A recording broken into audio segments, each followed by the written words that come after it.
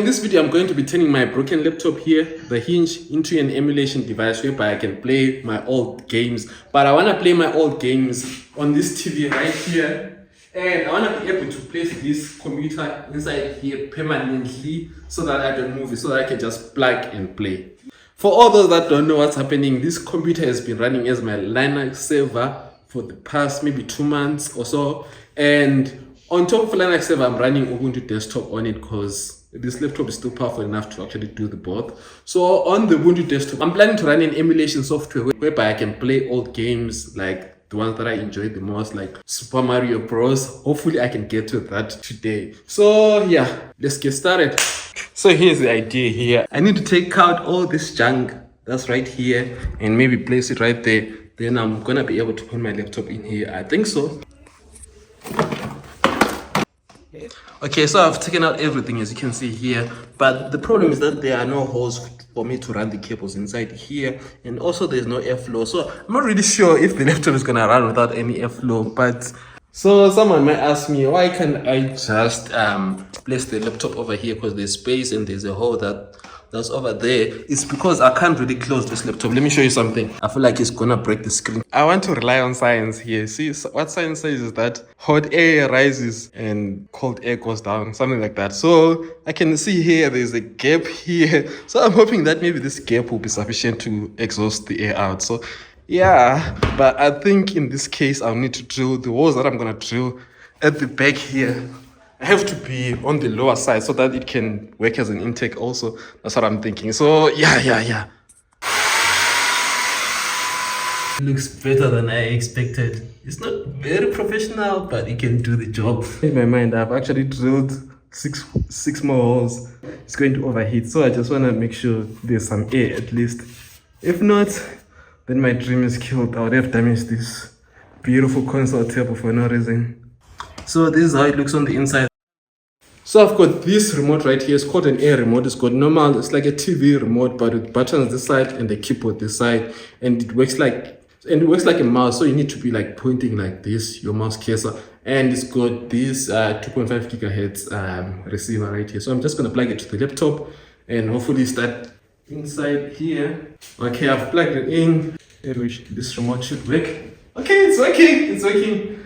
All right. So it's an air remote. It's been a month or two, 8 weeks to be exactly. Guys, okay, it's been about a month and since I started this project right here of emulating my games to the TV. So yeah, basically, this is not a tutorial. I can't really take you step by step, but I'm gonna show you what I installed because this is Linux. Everything is installed on terminal, and it's a bit difficult to actually walk you through whilst I'm also still learning. So I'm just gonna show you what I installed and what games I'm currently running. So I installed 3 emulators here. There's the first one, my favorite is RetroArch.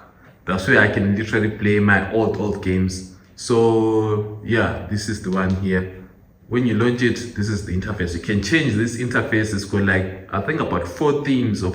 So I'm gonna be using a PlayStation controller right here. So I don't know if you know, but so PlayStation has got four profiles now. So you can literally connect to 4 devices, but switching profiles, just like maybe a keyboard or something. So my PlayStation is on the triangle. This one is on O. So right now I think it's already paired. Let me just turn it on.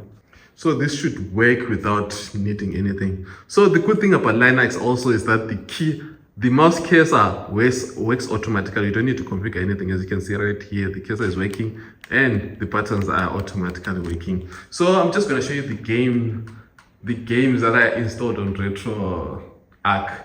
So these are the type of games that you can play. This is Super Mario. For me, RetroArch is my favorite. Why? Because I get to play these original games from the Nintendo. I think we used to call it a TV game in this side of the world. But basically, you can play Super Mario. This is one of my favorite games of my childhood. I never finished it. Maybe I might as well finish it as an adult. So yeah, guys, it's just an obstacle game. You just go on obstacles and get coins and get food and get guns. Basically, I feel like this is the best game ever. Period. I don't know about the future Super Marios, but I don't think they give the same feeling that I feel when I'm playing this game. Like, it's so good. It's so good. Yeah. Then this is one of the games that I also used to play. It's called Battle City. You're just defending your castle. That's down at the bottom with the bed. You just need to shoot these tanks and make sure that they are all finished. Then you move on to the next level. It's an awesome game. Then this was one of our favorite violent games. This is Contra.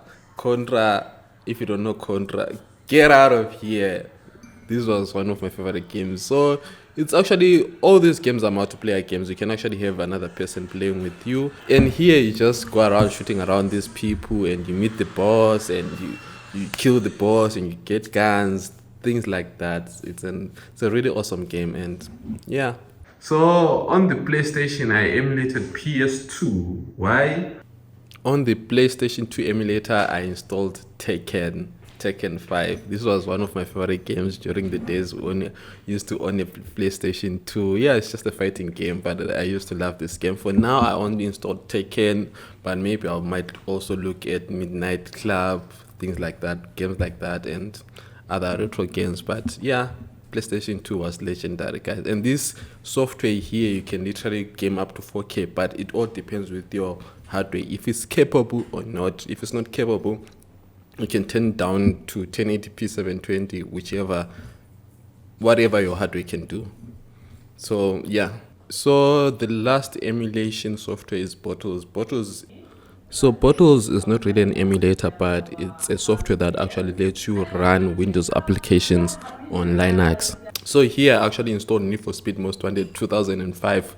Cause why? Cause it's a legendary game. If you don't know this game, also get out of here. You can't tell me you're playing AAA games today and you never played this game.